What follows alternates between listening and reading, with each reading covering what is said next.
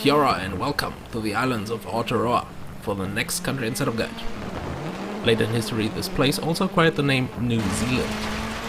I saved this one up for quite some time now. It is the last of the new locations introduced with the new game, and it is one of my favorites. Just so much character of the location, not only visually, but also in the driving. And that, while still offering a lot of variety. The two launch stages managed to be quite different to each other, but at the same time, they are both quite unique compared to the rest of the locations. Anyway, let's dive into Kiwiland and check out some tips for the setup. When I started out to figure out how I wanted the car to behave here, I believed these unique roads would require their very own special kind of tailored setup. But as I realized the pitfalls in the road's character, I discovered that this is not the case at all. Now, what I actually recommend is to start loading up your setup from Poland or the United States. You might now be like, what? Those are not alike at all. And I can understand that, because you're completely right. But bear with me for a moment here. I'll explain in a minute. But let's first finish the setup. Now, you loaded up your America or Polska setup. It still needs some fine adjustments for this native land of the Maori people. Most obvious would be the speed. While fast at times, the stages here are nowhere near those other two in top speed. Therefore, please lower the gearing ratio again. Close to default turned out to work well for me, but fine-tuned to your own likings, of course. It should allow for enough revs for all those hairpins and sharp corners, while also not maxing out on the straights. The rest of the changes are very minor. Compared to Poland, I would really make the fast bump dampers as soft as possible here, if they aren't already, and the rebound maybe 1 or 2 clicks softer too. For the springs, maybe consider hardening the anti-roll bar a bit, not much, but leave the rest as it is. That's it. Actually, since we haven't shed light on it before, let's explain some anti-roll bars here. I have done a bit on springs and dampers in the Poland guide before, so please watch it first, it will make this easier to understand. So, anti-roll bars, or also known as sway bars, they are basically a rod connecting the two wheel mounts of an axle together. And I mean the actual wheel mount, speaking the control arms, those that swing up and down with the suspension movement. Now, what a sway bar does happens when the wheels move differently on the same axis. As one side, let's say the right side, moves up, the bar begins to act as a very stiff spring itself and will induce a torque onto the left wheel, trying to force it upwards as well. The left spring will of course hold against that force, but it will effectively make it weaker. So when is this good? Imagine flat asphalt and a sharp corner. The outer wheels will push up because lateral g-force and stuff. Now the sway bars will force the inner wheels a little up too, effectively lowering the whole car a bit down again and reducing the body rotation of the vehicle. The center of gravity stays lower, the downforce is higher, and you can corner even faster, given you have grip of course. What the stiffness of these bars now effectively does is to limit how far different the wheels on an axis are allowed to move. The whole axis moves according to the springs and dampers, but the difference between each wheel is dependent on how stiff that bar is.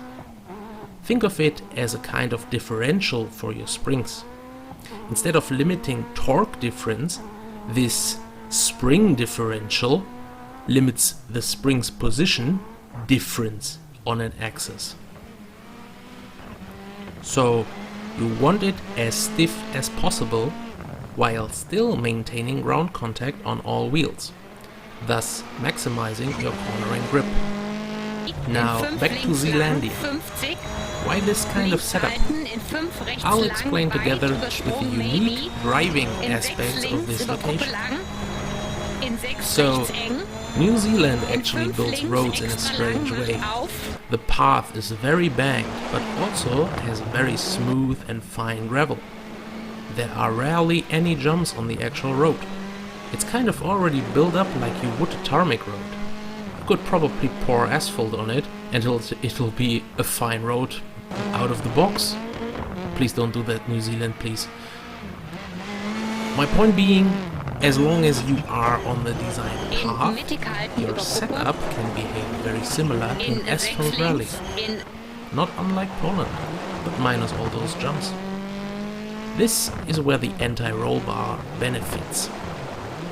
Due to this smooth surface and the banked turns, you are able to carry some ridiculous speed through some of these corners, and also pull off some steep drifts as well as late braking that would end you in a crash at any more rough location.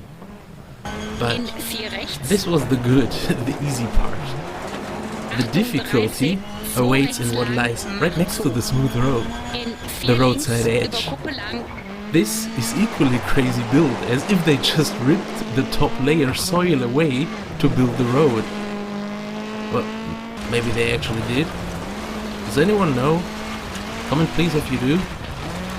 Well, result is, your smooth bank gravel racetrack is lined by a nasty curb or even a wall at many points. The wall. Now, you could try to avoid it at all cost, but I much prefer to drive over them and use more of the road wherever I can. And this is where the rest of the Polish setup comes into play, namely the high ride height and the soft fast bump dampers. Here, they won't do the jump landings for you, but instead absorb hitting curves and prevent you being shot into the sky. When the wheel hits the curb, the damper opens due to the high force and the wheel moves up the curb quickly, while the mass of the car stays where it is. The damper now has to release slowly to not bounce, but fast enough so that when you drive off the curb again on the other side, your wheel retains road contact as quickly as possible. This way, you can cut at many more places and gain a lot of time this way. Just keep in mind the limit. If your ride height is maxed out already and your front bumper cannot clear the curb without touching, it will always result in a crash. So sadly, this is not a general solution. What you need to learn is where this height limit for the car you are using is, and it is different for many cars. So this is why a Polish setup works here. It is excellent for the smooth road, and it allows you to drive over more edges without fear of crashing. The same setup works here, but for different reasons. Beyond that, I've got two more tips for driving here. First, as with Sweden, the two stages here are very different. One is mainly twisty and slow, and with beautiful coastline scenery. The other is very fast and narrow.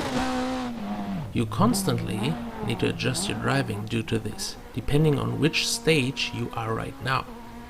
If one is more in your ballpark than the other, try driving more cautiously on the latter and gain the time on the former, where you are faster anyway. Both require sharp hearing attention to your co-pilot though, as one is very quick in parts like Hamra in Sweden, and the other has all the difficult corners hidden in trees and bushes.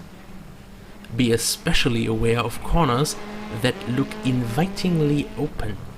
Most times they have a sharp edge at the outside for you to fall off from, or even two edges if they happen to be a small river bridge.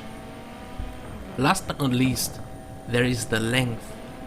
New Zealand is the actual endurance rally of the game.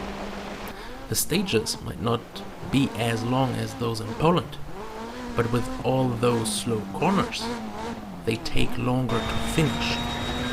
You will find the longest driving times here, requiring sometimes 9, 10 or 11 minutes of the sharpest attention, even for top 10 leaderboard runs. Take a deep breath and focus yourself before battling the long stages here. But all of this challenge in driving The fun of nailing difficult corners paired with some of the most stunning visual environment in the game makes this a strong favorite of mine, on the same level as Australia or Poland. I think those new locations have really upped the variety in Dirt Rally 2, especially seeing them compared to the old 6. Although, now with Season 3 coming, we will soon have all 12 Dirt Rally locations in one game combined, and a very full calendar with quite the variety to pick from. Though Wales really needs some more weather options in my opinion. Speaking of rainy Britain, I hope the coverage of these remote and wild islands was helpful for you, and we'll be heading to the muddy forests of Wales in a few weeks. And, well, if you're still here now, this can't be too bad, so maybe a little request. These guides are some of the most elaborate videos to produce for me, so please click that red button and spread the word about this series. It has been very encouraging to read all those positive comments on these guides so far. Thanks to all my followers and viewers. The niche for the greatest motorsport is small, and the one for games about it even smaller, so keep the spirit and never be lost to the mundane. If in doubt, flat out. Snackers.